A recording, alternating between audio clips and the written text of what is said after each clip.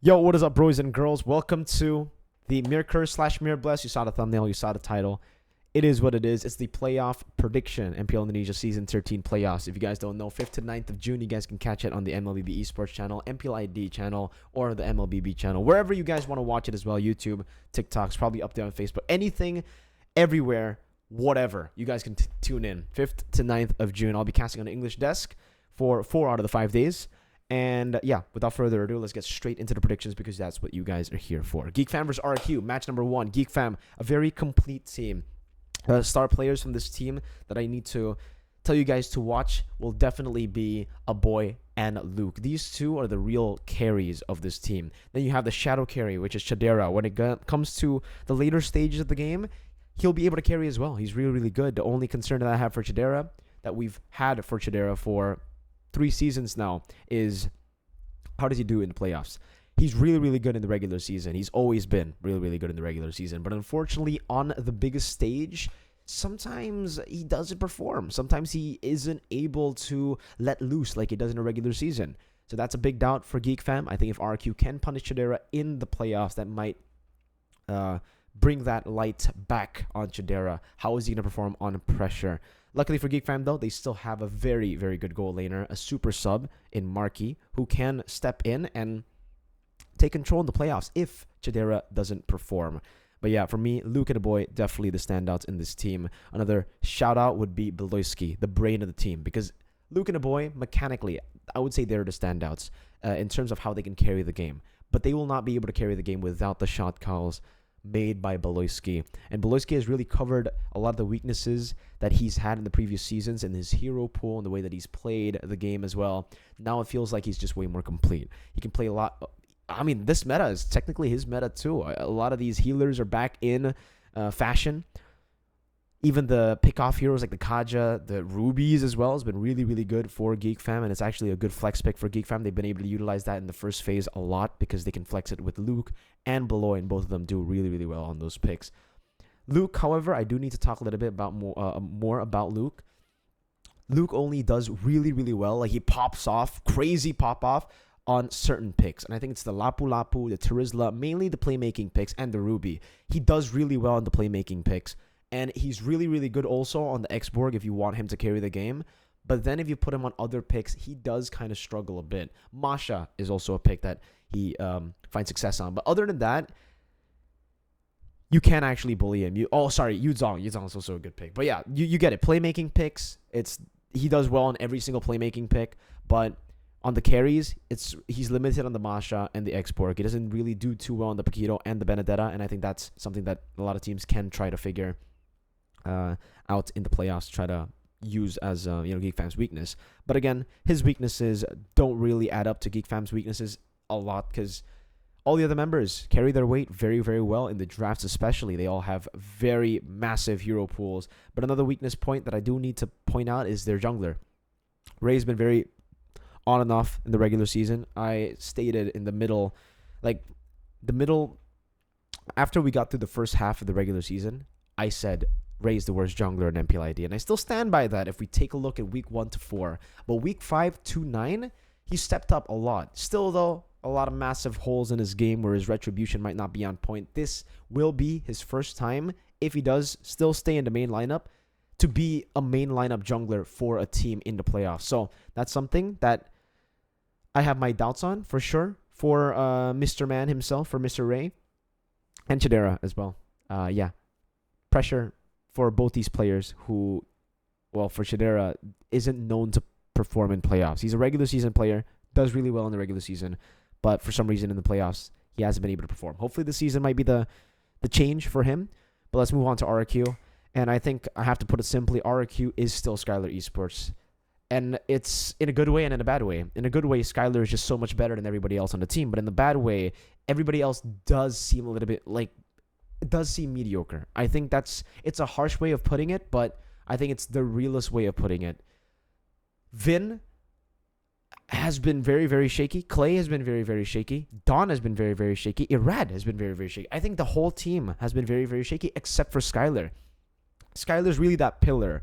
And I am hoping that for RRQ, the regular season, how shaky everybody is except for Skylar, was just because they kept on rotating rosters. I wanna give them the benefit of the doubt of why the regular season was just so shaky, and I think it's because they kept on rotating rosters, right? In the playoffs, the last 2 weeks of the break between the regular season to the playoffs, I think they will have found a little bit more chemistry, will be able to put up at least a fight. I don't think they'll be able to beat Geek Fam, though, so let's just get that out of the way. I think Geek Fam are a more complete team. They look much, much stronger compared to RRQ. Based on the regular season, and I think in the playoffs, that will be even... I mean, Geek will be even scarier in the playoffs. So yeah, I think Geek Fam will take this dub, but the score is something we need to talk about here. I think for Geek, it'll be a 3-2.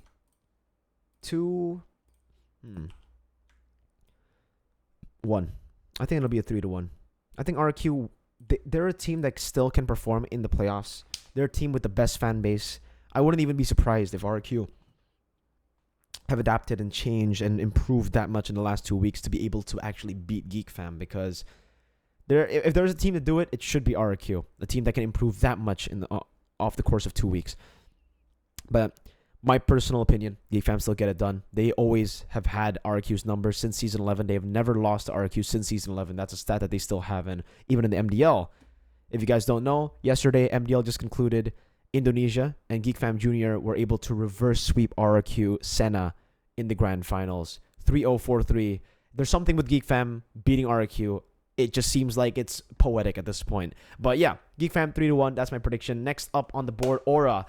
Massive holes in their game for sure, and it comes through Kabuki. Kabuki's only found success on 4 picks. The Harith, the Roger, and then the 2 big picks, which are the Carry and the Claude. He actually finds more comfort on the Carry and the Claude over the Harith, over the Roger. The Roger, I think, is a bit more 50-50 the way he plays, right? He finds success on the Roger, but it's a bit more 50-50. The Carry and the Claude is a bit more guaranteed, at least for Aura, in the way that they find their victories.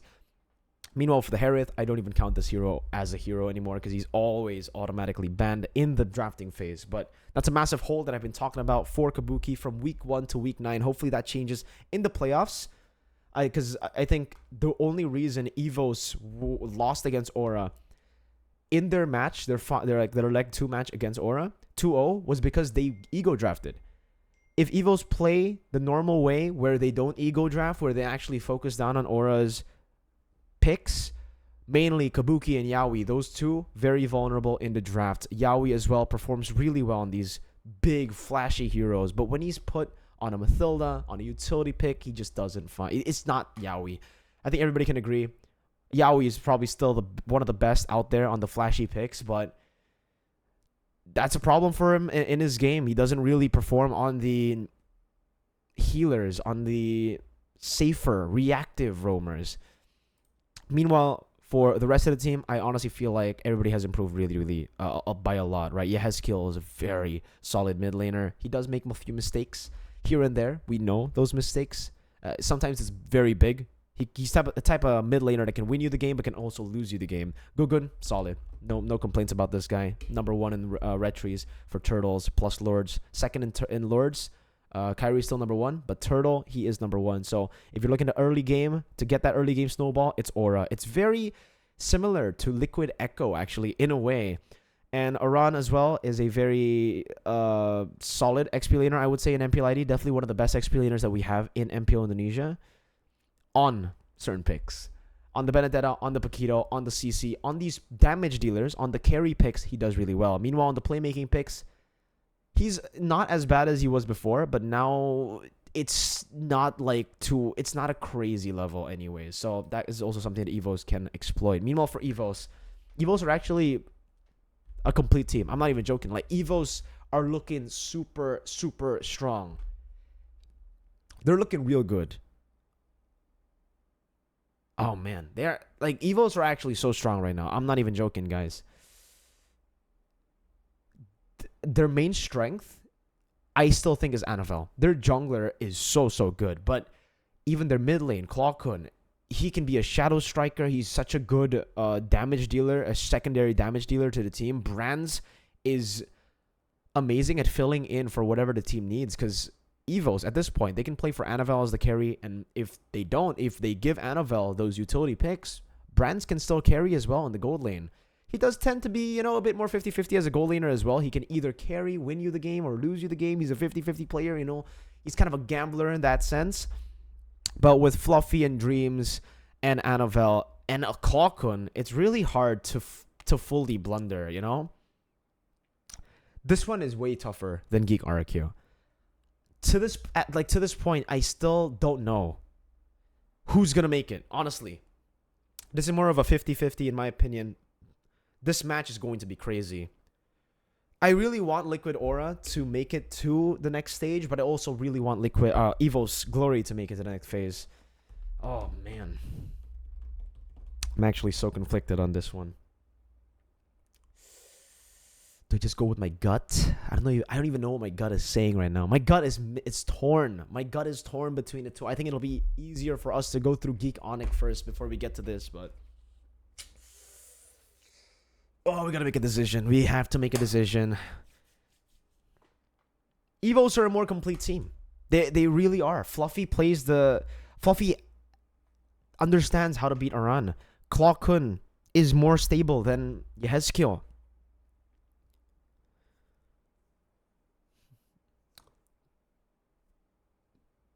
But in the playoffs, will they be able to perform?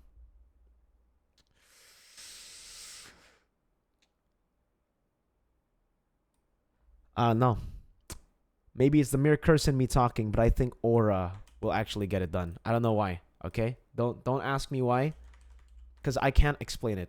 On paper, Evos are the better team. But for some reason, I still think Aura will get it done. I don't know. This is crazy, honestly. Liquid Aura, but I don't see this match going any way. Like, it doesn't matter, honestly, at this point. It's like, it's either Aura or Evos. It's for real 50-50. But I think it has to go 3-2. It has to go 5 games, full 5 games. It doesn't matter who walks out on top. Aura, Evos, it's 3-2, 100% of the way. Next up, Onic versus Geek Fam. We're going to get this done straight up. Onic are too complete. I think for Onic and Bigatron, they're the two teams that I look at that look international level already, I'm going to move Onic straight up to the upper bracket finals. And I think the reason is because they just have every base covered compared to Geek Fam, Like, Geek Fam still have weaknesses. Onic have weaknesses too, but I think in the playoffs especially, this is the real event. This is the main event that they were waiting for all this time. Onic know how to perform in big games in MPL Indonesia, in the playoffs especially. It just feels like the regular season still. Even though they got beat by Bigatron, even though they got beat by Aura, even though they didn't look as strong as they did before, there's that eerie feeling about Onic where the regular season might have just been an experiment. That's a disgusting feeling to have, honestly, because a team should not be that scary. A team should not have that level of aura. They're really taking the aura memes that we have on TikTok to a whole new level. But I think Geek Fam might be able to take it 3-2. Honestly, they are a really strong team, but realistically, I think it's more 3-1. Makes more sense to give them 3-1. I really hope it's 3-2 though, but yeah, realistically, I think it's 3-1. Bigatron versus Aura though, I will have to say Bigatron have looked so solid, and honestly, I don't see them losing to Aura. They are one of the first teams, even in the regular season, to actually fully respect what I was talking about Aura earlier with Evos. Aura are really good when Kabuki gets his picks, when Yaoi gets his picks, but Bigatron never let them get their picks. The one time that they did let Yaoi get Cho was because they already had counters to it. They already had a whole draft to counter that Cho. So they've always had Aura's number. I don't think Aura can change that much in the regular season to the playoffs. I honestly think this might be a 3-0 to Bigatron Alpha. Aura versus Bigatron. And that will put Aura in the lower brackets with Geek Fam. So let's just move them over there real quick. Let's move them. Let's move Aura there, and let's move Geek Fam. Let's move Geek Fam down below as well. Okay, so for our first match of day number 3, who's going to make it, Geek or Aura? let's move Bigatron first. I think that might be the better idea. Yeah, Bigatron and Onic, they're looking real strong. Like, I think everybody will have the same prediction when it comes to who will make it to the upper bracket finals. Geek versus Aura, though. Geek are the more complete team.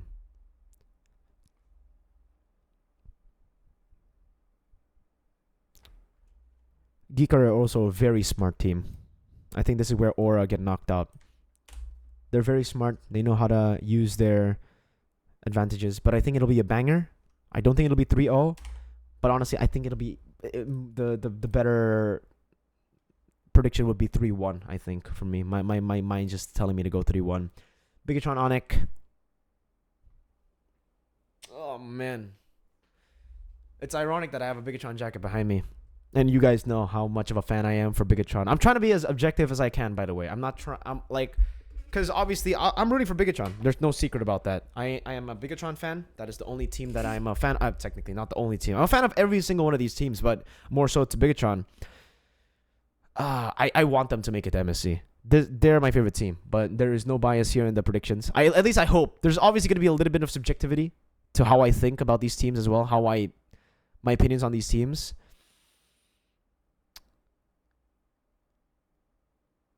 Ooh, dude, this is gonna be crazy. Bigatron versus Onic. Big games, big games. Oh man. Yo, these predictions are tough. While I'm struggling to choose between Bigatron and Onic, you guys can leave your own predictions in the comment section down below. Tell me what you guys think is going to happen.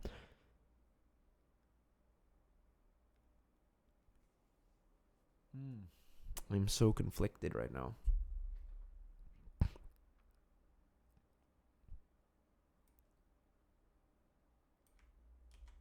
Where am I going to move them? Oh. Where am I going to move them?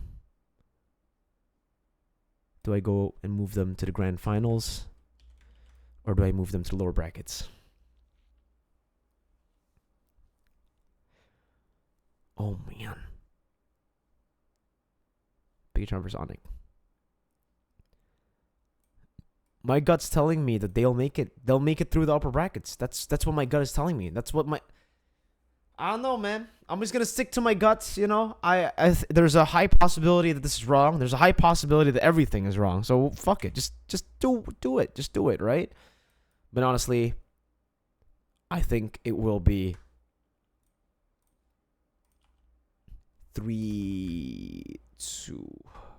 3-2. Onic will go down to the lower brackets, and Geek Fam will be facing them again.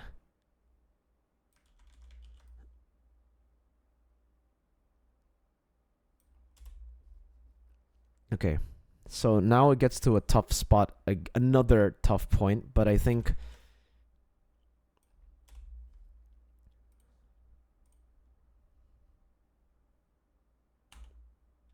Geek Fam will improve from the first time they met Onic, but I think they can't beat them just yet. Onic are probably going to win this.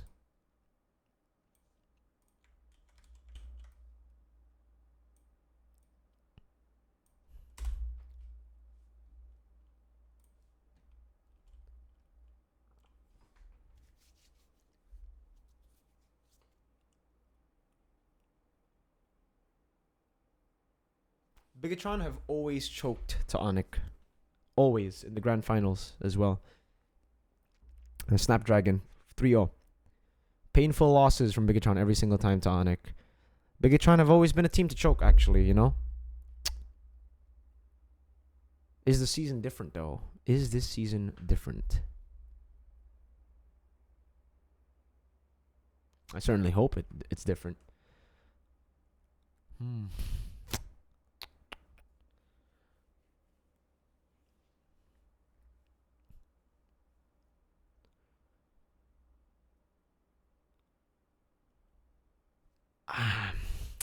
This might be just bias, honestly. This might just be biased. I might just be biased. But hey, it's my fucking prediction. It might be Mirkurse anyways, right? That's the whole title. Mirkurse or Mirbless. Because I honestly feel this season, right? I'm trying not to be biased here, but this season, Bigatron have looked so freaking strong.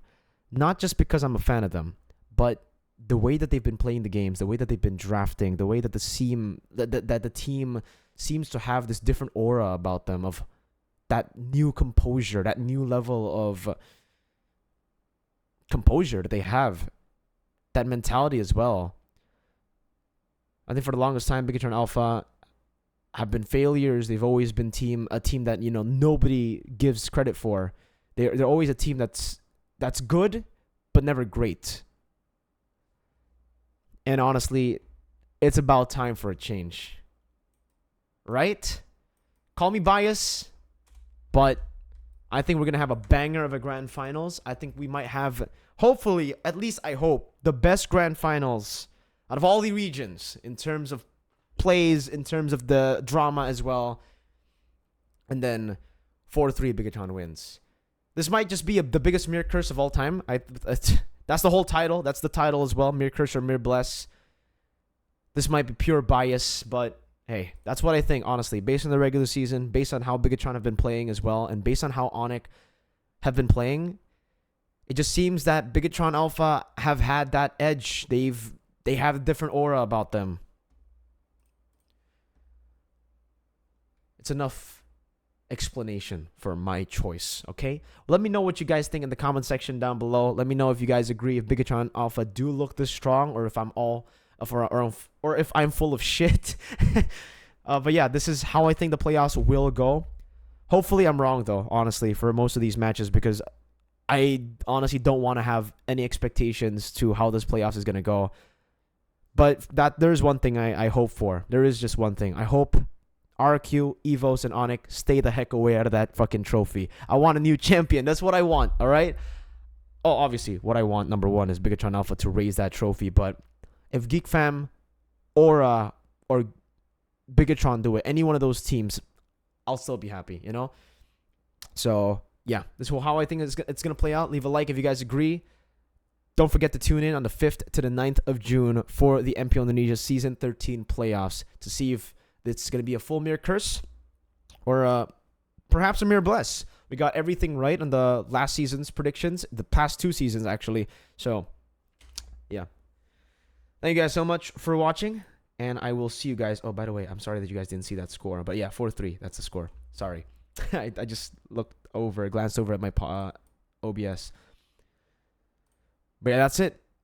Let me know what you guys think in the comment section down below. It should be a very, very fun comment section to read and to have discussions on. Peace out, boys.